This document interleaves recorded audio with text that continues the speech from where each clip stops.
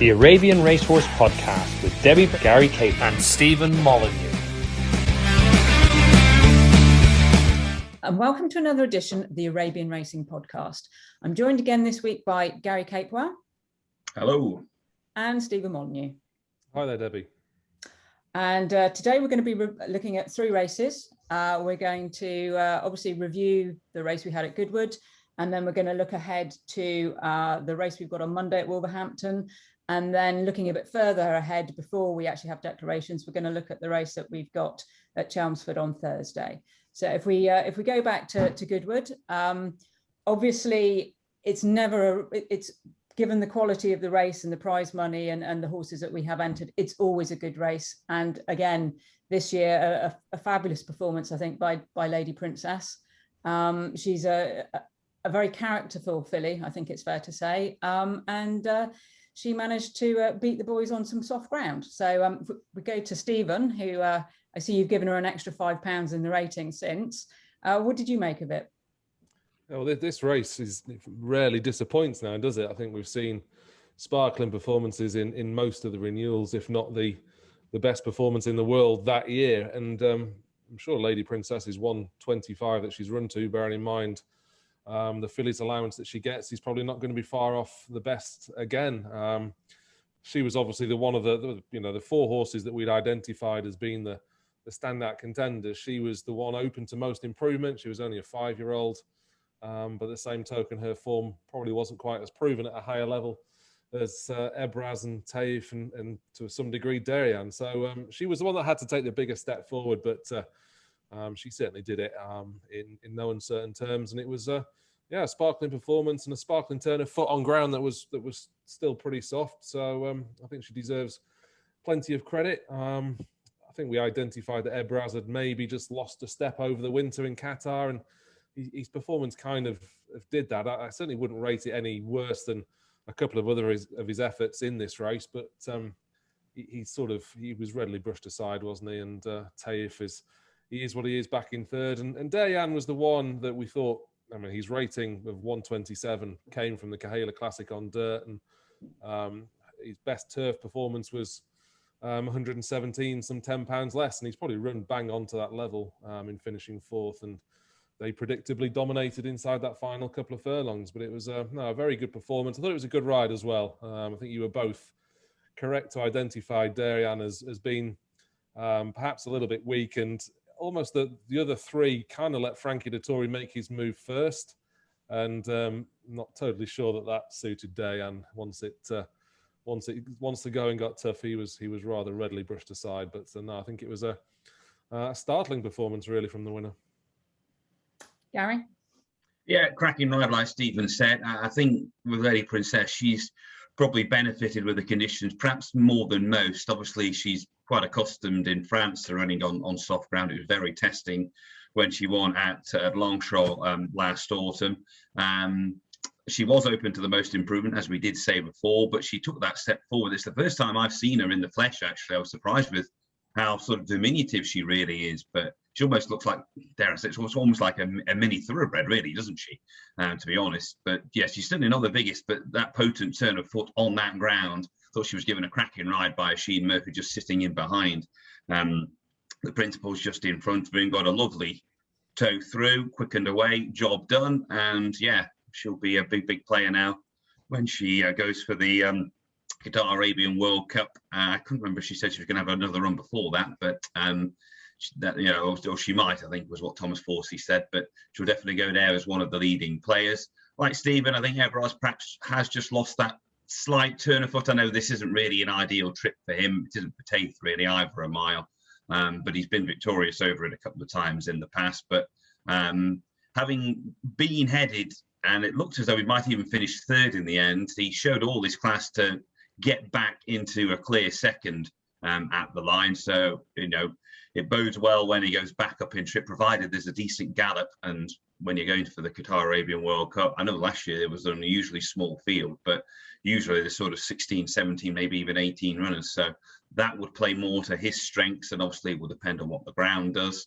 Taif, one thing we didn't mention before the race, the effect that he's had since they took the cheek pieces off him.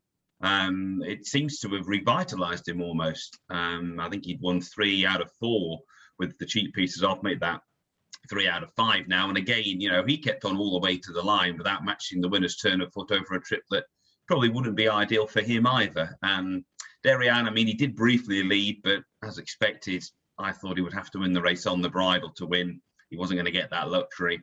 And in the end, he was not knocked about and as weakened in the closing stages to finish fourth, albeit, it's a fairly obviously respectable run given the colour of the opposition he was against.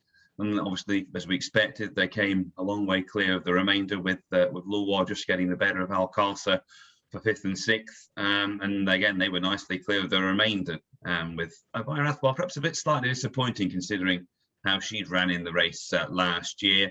Farha probably took a backward step, albeit obviously in a much higher grade. And maybe interesting to see what happens if she's ridden by a female jockey next time out, whether that might bring out a bit of improvement. Again, I think we mentioned before that the good record that female jockeys have on her. So, but all in all, like Stephen said, probably pound for pound, you're looking at it and saying it's probably one of the best Arabian races in the world each year. And I think this year's is a top quality renewal as well. Yeah, absolutely. And Lady Princess, let's not forget, she is a half sister, or if you work it out, 3-part sister in blood to Mr. Genoux, who has absolutely scorched through as an up and coming stallion this year. I think this is probably a couple of weeks out of date, but I know the last time I looked, he'd had 4 group winners from 18 starters, which is a phenomenal strike rate. Obviously, he was responsible for this year's French Arabian Derby winner, which hopefully we may see here in Doncaster in September. I mean, I think in Abir Athbar's defence, she's definitely better on quicker ground. The soft ground would have been hugely disappointing for Connections, but fair play to them for having a go anyway, I think, really. Farha, yeah, disappointing. I mean, whether, as we've discussed, it's a female jockey she needs, I don't know. It's but you would have thought, going on the form of the race that I sponsor at Newbury, which was equally soft, she stretched away there, and yeah, I would have thought that she could have gone on a bit more, but then she was ridden more prominently, so maybe that's got something to do with it too. I don't know. But certainly Loire has shown that she's our best horse this year on that sort of ground, and hopefully she can go on a bit further. But she's certainly going to have to step it up, because she's not up to the level of those 4 horses that we saw at Goodwood.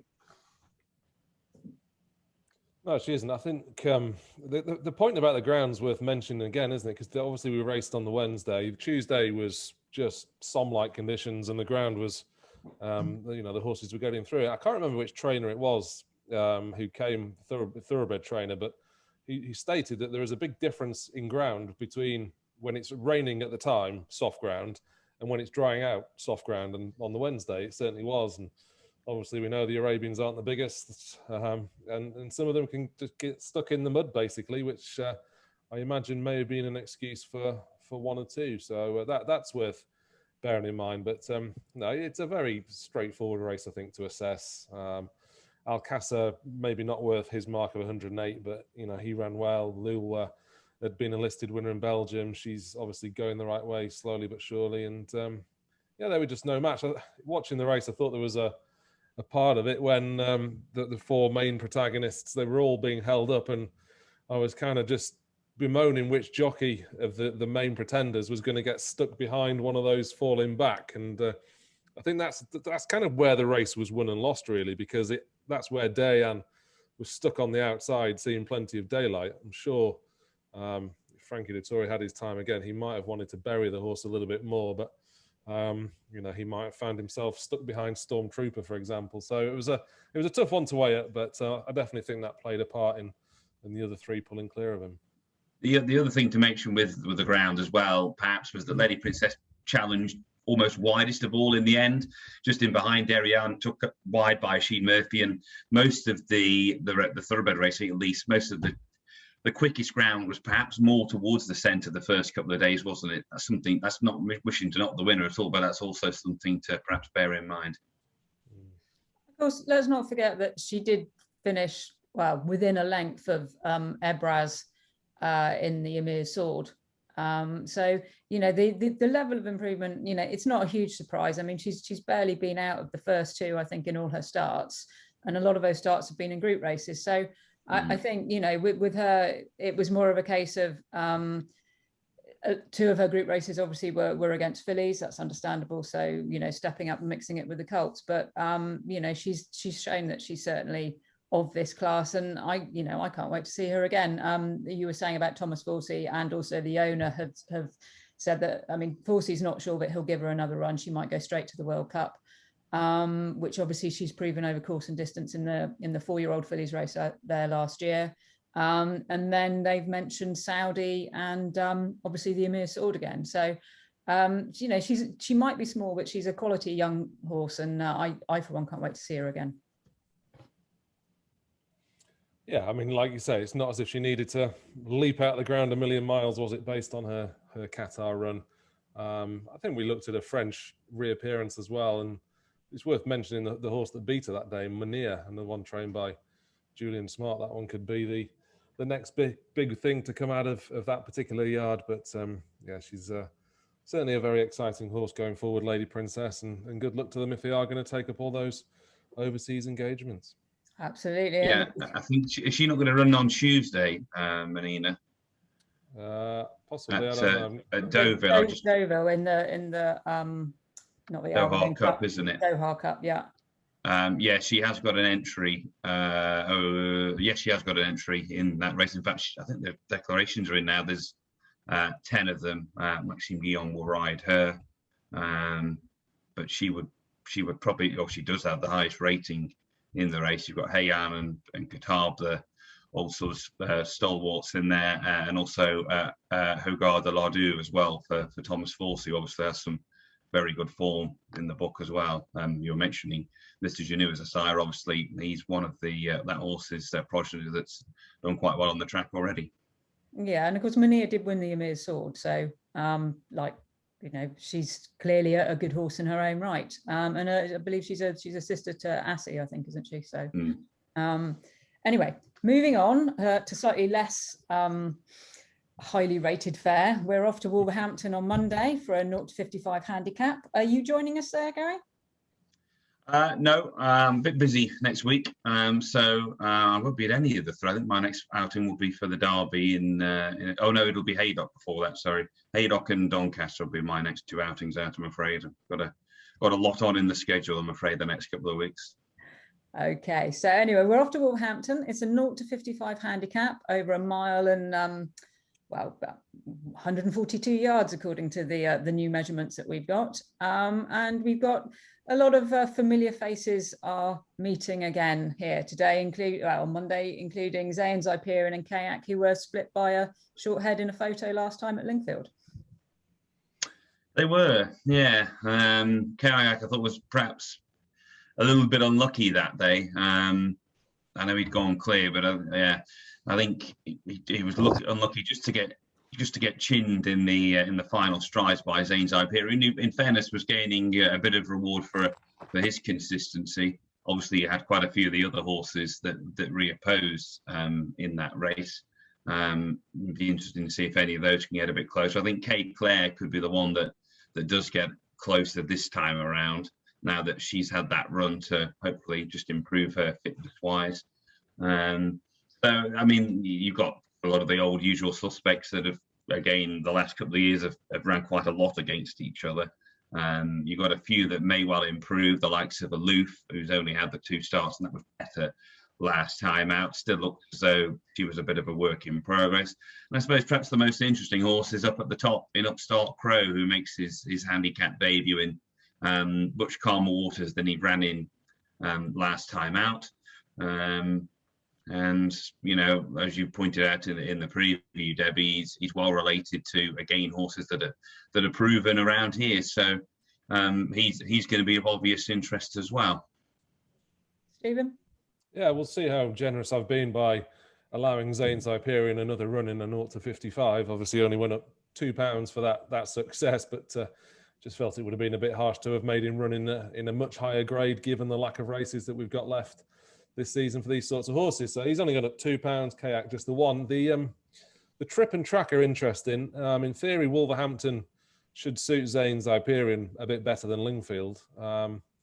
But then we've got a shorter trip to contend with, so maybe that just evens itself out slightly. I think Kayak probably would have won had that one, had he been held on to just a little bit longer and not hung over to the rail. So there's not much between those two for sure. I thought Amy was a bit disappointing last time. She could be suited by the more galloping track. I don't think Lingfield necessarily would have played to her strengths, and at Windsor the time before, she just looked as though she was learning about the game, so she'd certainly be interesting. And Kay Clare, as Gary mentioned, she's going to be a lot fitter, but she's got a sort of issues at the start, doesn't she? She's refused to go in once already this season. She essentially lost all chance in that race last time before finishing well for fourth. So if she can break on terms, then she'll be a threat. Aloof and Upstart Crow, the two handicap debutantes, certainly the jockey booking on Upstart Crow is fairly significant. Will be professionally ridden for the first time. Lewis Stewart on board, who I think is pretty much the hottest jockey around at the moment, bar Oisin Murphy. So that's a notable booking for Phil Collington's at the top. And Aloof, she was certainly learning on the job last time. So it's been a sort of similar makeup of race really to previous handicaps, that we've got those established horses in there. And just a case of whether they've got a bit too much know-how for the handicap debutants and maybe the likes of Amy, who've only had 4 starts. Yeah, sorry, just to correct you both there, both Upstart Crow and Aloof have run in handicaps already. Don't forget we're on a one race and you get handicapped thing this year. Sorry, guys. Yeah, I mean, I've gone for Upstart Crow because he's the least unexposed. He's well related. Both his half brothers. I mean, Hal Kohler won at Wolverhampton, and Jowdy Cairo was a Group 3 winner, I think, on the dirt in Sweden, as well as winning at Chelmsford, which Hal Kohler has also won on, which obviously is polytrack rather than to Peter. But you're looking for horses which you hope are going to improve. Stephen, you've got this thing about improves on their 3 runs, so those two are on their 3rd runs. I think Aloof, yep. I really like her, but I think she's a horse for next year. She's a big scopy filly, looks very strong, but at the same time you can see that she's, as you say, learning on the job, and she'll certainly be one that she'll be providing she improves again in this race, she'd be one in my horses possibly to follow for next year. But fair play. I mean, and actually the horse which I'm rather fond of, Aldua here, he ran a cracker actually, I thought, at Lingfield, which is a course that he's done well at over a trip that's not quite as suitable for him as this one. So it wouldn't surprise me if running off now marker 54, and bearing in mind he used to be running in the sort of high 80s, I think, didn't he, at one point?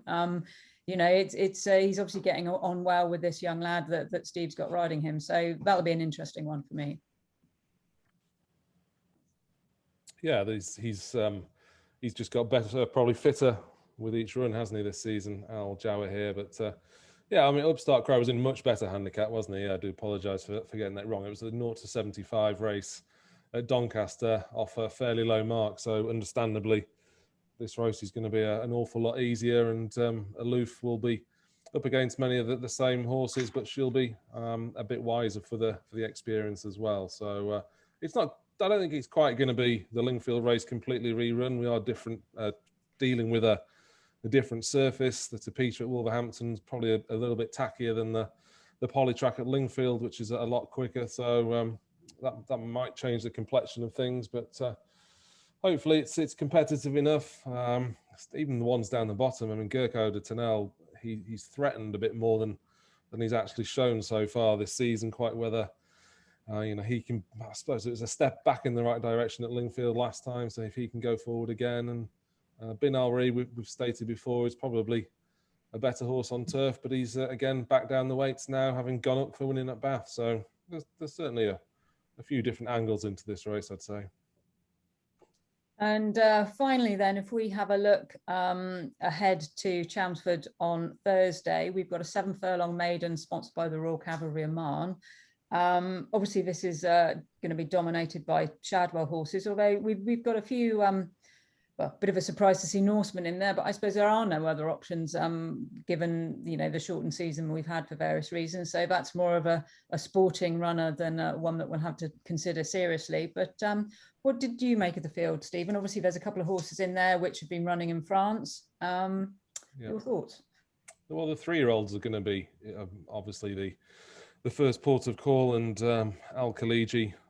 She's run in 2 races now. She's finished behind the same horse, Munir, on both occasions, and they're probably 2 very good 3-year-olds, I'd say. In that sprint stakes at Newbury the last time, they came clear of a Bayer Athbar, albeit in receipt of weight, but it was still, you know, they were nicely on top at the end.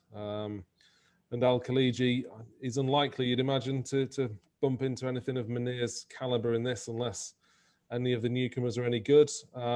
She's in receipt of a stone from Alma Buba and £18, I think it is, from the 4-year-old Geldings at the top there. So she's obviously got that big weight advantage, and she should prove tough to beat, really. Algani's rating of 90 obviously comes from France. He'll be having his first start in the UK, and as we've said before, kind of an admission they're not good enough to be winning in France when they come over here. Obviously, that applies to Alma Buba, who we probably thought was disappointing at the time of her UK debut when she was only 3rd at Lingfield, but that was behind Munir and Al Khaliji, so she's probably worth another chance on that evidence, although she didn't look the most straightforward. She sort of carried her head awkwardly and flashed the tail. So basically, in summary, it looks Al Khaliji's to lose unless any of the newcomers are any good.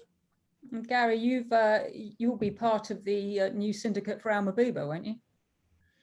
Yeah, I know that she's well. Again, I think having spoken to the syndicate manager, I think we're going to struggle to beat Al Khaliji in this type of race. To be perfectly honest, like Stephen's pointed out, she looks an above-average 3-year-old. Those couple of runs already set a fairly decent standard, I think, and the fact that she gets weight all, you know, is one of the at the moment 3 fillies that are entered. They're getting plenty of weight, not only from the colts, but also from the older horses as well. It's a big old concession. I mean, Algani making his UK debut potentially started out his career quite well at Pau when finishing 2nd. He's disappointed twice though since on turf, albeit in races that were probably had a bit of strength and depth to them.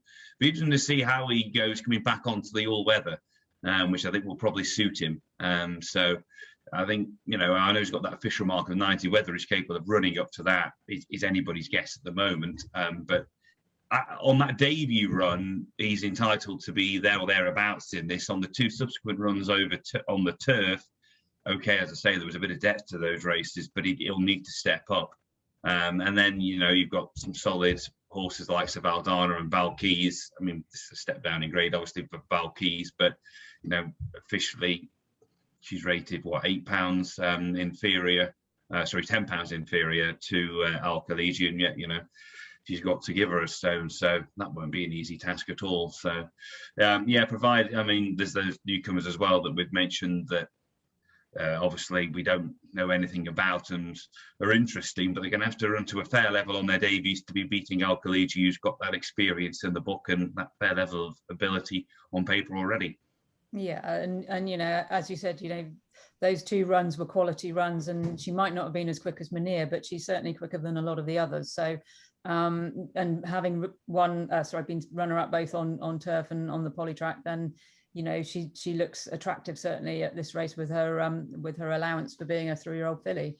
To just go back to Algani, of course, he's a full brother to Handassa, who was much more effective, really. Although he did win on the turf, all his Group 1 wins were on artificial surfaces in the dirt at Meydan. So it's not surprising that he ran well at Pau on his debut, and then possibly not so impressive on the turf. But at the end of the day, he's had the same trainer as Handassa, and presumably Francois Rowe has gone, right, well, he's not going to cut it. He's not showing the same ability as his brother. But that could be, you know, he could just be a late developer, and it could be the UK's gain. So as you say, I mean, both those 2 horses, Alajab and Algani, they've both worn blinkers in France, obviously to give them every chance of cutting it with the horses in France, and clearly that's not worked. So it'll be interesting to see whether they come out with headgear or not on Thursday next week. Of the unraced horses, interesting to see a Qatari bred, bred by Algerian stud AJS Hajjaj, is lining up for Phil, and one of the Alatias hopefully will be declared. He's 3 parts brother to a dual Group 2 winner, and the dam I think won the Hatter, and she's a sister to No Risk Al Mori. So lovely horse on pedigree. Whether and also by being by AF Al Bahar, he's done very well. He's obviously the sire of Munir, apart from anything else, and Aldana, who we saw get pipped by Farisar in the first race of the year. So I'd be interesting if he gets declared. I'd like to go and see him in the paddock, certainly. Mamayez, he's by Maj Al Arab, who's obviously given us TM Thunderstruck, who was beaten a short head in the Kahela Classic a few years ago. Stephen will remember. Also, who else is he side? Muntasar, who beat Tabarak at Deauville and won the mile race. That was at the International Cup at the festival meeting, I think, in the Emir Sword in Qatar. Not sure whether the 7 furlongs will be in his favour. The dam won over 1.25 miles, and her first folded as well, so might be a bit sharp, don't know. Sultana is interesting. If she runs, she'll be the first UK runner for AF Albarak, who of course is a 5-time leading sire in the UAE, but then his stock usually need a bit of time. So and of course she's out of Towazin, who also won a race that I sponsored a few years ago, and she won from 1 mile to 1.5 miles. So again, possibly 7 furlongs might be a bit quick. We'll see. And down the bottom, a horse that I saw at James's back in April when I did the stable tours, Zafarana. She's a half sister to Balkis, so obviously her dam was runner up in the UK Arabian Derby, when it was held at Newmarket, and obviously being by De Hesse, that's normally a good sign for speed. When I saw her at James's, she's an attractive filly, and he said that he'd had to back off her a little bit because she'd just gone through a growth spurt, as young horses have a tendency to do just when you think that you've got them right. So I would imagine that those two at James's, they look like they're probably horses for the future. So whether they're going to be pushed to win this one when there are older horses, and horses like Al Khaliji, we've already discussed, are probably primed and ready to go, having had 2 runs. But again, of course, it all depends who gets declared. We'll have to see next week. But despite the fact that it is a Shadwell heavy race by the looks of things on paper at the moment, it's certainly some interesting and nicely bred horses in the race. Yeah, like I say, you've gone through them quite well there. It'll be interesting to see how many of them turn up. Obviously, we've got 12 entries at this stage. So fingers crossed we get a decent field, and there's some interesting contenders in there away from the obvious ones that we've mentioned. Just with the 4-year-olds as well, James and Phil, they might be looking for Algani or Aldana to win and possibly earn a berth in the Derby, albeit at this stage not good enough to win, but it's a small field, as we continue to say. So Aldani, she was nicely clear of the rest when second on debut. Farisar, who beat her that day, has been beaten in a handicap since. So her initial mark of 77 is probably 78, beg your pardon, is fairly reflective. And if Algani can run anywhere near his 90, then he'd certainly be worth a berth in that Derby race as well. Indeed, certainly a busy week of racing for us next week, because on the Saturday we've also got our next group race of the year, which is the Royal Cavalry of Oman International Stakes, which used to be called the Seville International. It's over 6 furlongs in a Group 2, and we'll be looking at that later on in the week. So thank you very much, Stephen. No problem. See you later in the week. Cheers, and thank you, Gary. Yeah, look forward to speaking later on. Lovely. Thanks, guys.